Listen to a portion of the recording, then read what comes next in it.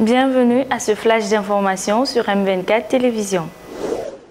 Les travaux de la 3e session ordinaire de la 5e mandature du Conseil économique, social et culturel CESE se sont ouverts le lundi 6 juin 2016 sous la présidence du Premier ministre Modibo Keïta. Durant ces 15 jours d'assises, les débats seront consacrés à la finalisation et à l'adoption du recueil 2016 des attentes, besoins et problèmes de la société civile. Après l'attaque meurtrière menée par Boko Haram ce vendredi 3 juin 2016 à Bosso, le président Issoufou s'est rendu mardi 7 juin à Djamena pour solliciter l'aide du Tchad. La réaction d'Idriss Déby ne s'est pas fait attendre. Des troupes tchadiennes ont fait route vers le lac Tchad et ces troupes sont déjà arrivées à Bosso.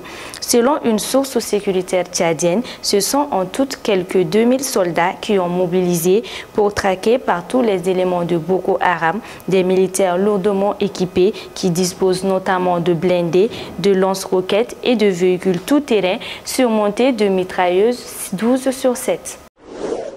Au Burkina Faso, à compter de ce jeudi, les travailleurs des boulangeries et pâtisseries observeront 3 jours d'arrêt de travail, 3 jours après le début du jeûne de Ramadan. Ils exigent la signature d'une convention dont les termes ont déjà été acceptés par toutes les parties en présence de la Direction générale du travail.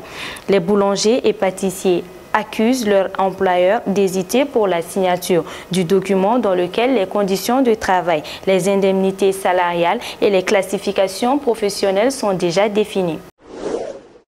La commission d'enquête de l'ONU sur les droits de l'homme en Érythrée a publié ce mercredi 8 juin son 2e rapport annuel. Son contenu est explosif. La commission estime que le pays s'est rendu coupable de crimes contre l'humanité dans le cadre d'une campagne systématique et à grande échelle contre la population civile depuis 1991. Dans ce rapport, et c'est une nouveauté, la commission demande au Conseil de sécurité de l'ONU de saisir le procureur de la Cour pénale internationale pour poursuivre les responsables de ces crimes, c'est-à-dire les dirigeants actuels de l'Érythrée. La grande réunion de l'opposition congolaise a commencé mercredi soir à l'hôtel du Lac dans la banlieue de Bruxelles. Étienne Tshisekedi, le président de l'UDPS et opposant historique à Joseph Kabila, a officiellement lancé ce qu'il appelle la conférence 2016. Il s'est exprimé devant environ 80 représentants de l'opposition, de la diaspora et de la société civile. Il avait révélé le scandale des abus sexuels sur des mineurs commis par des casques bleus en Centrafrique. Anders Kampas démissionne de son poste de directeur des opérations du terrain du Haut Commissariat des Nations Unies aux droits de l'homme. Un geste fort pour protester contre l'impunité totale des responsables et l'absence de regrets formulés par sa hiérarchie. C'est lui qui avait fait fuiter le rapport qui relève les allégations d'abus sexuels sur des mineurs commis par des casques bleus. Les faits relatés sont atroces, impliquant des enfants de 9 ans et des relations sexuelles en échange de nourriture. Ils déclenchent d'indignation internationale.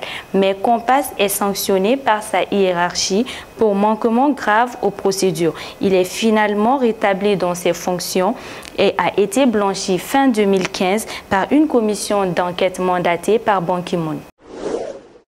Les combattants fidèles au nouveau gouvernement libyen d'unité nationale ont amplifié leur offensive et sont entrés mercredi 8 juin dans la soirée dans des quartiers de Sirte, bastion de l'organisation État islamique EI en Libye. Elle ne serait plus qu'à 5 km du centre-ville selon un communiqué des brigades qui mènent l'assaut. Une déclaration corroborée par des violences de combattants progressant dans le quartier d'Al-Zafaran dans l'ouest de la ville. Au moins 14 combattants des forces libyennes ont été tués selon un bilan provisoire établi par des sources médicales de la ville de Misrata. C'est tout pour ce flash d'information. Merci de l'avoir suivi. Bonne suite de programme sur M24 Télévision. Vous pouvez revoir ce flash sur notre page Facebook ou sur notre site internet m24tv.net.